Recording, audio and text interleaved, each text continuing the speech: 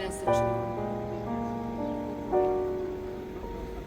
Negde u daljini čujem harfe tonovi. U transu i širini proučavaju snovi. Kraj mora iz tišine gde vlada noćni muk.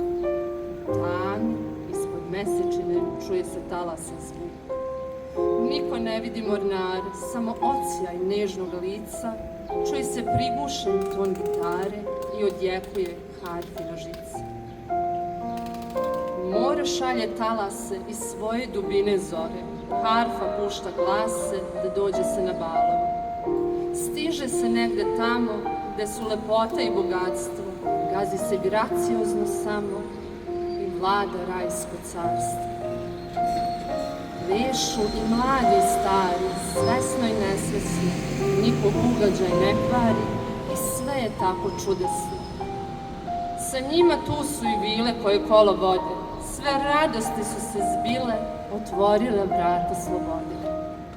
Pesma gromko se ori, uz odjek svakog tona, prozor sreće se otvori i na dlanu cela vasiona. Nestade svakog straha i harfa ponovo svirne.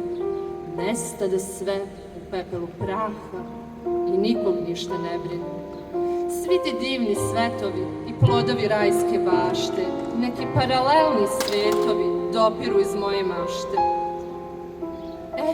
Da je tako u realnosti, da su svi srećni zbilja i žive u pravdi i iskrenosti, svet bi bio čarovit.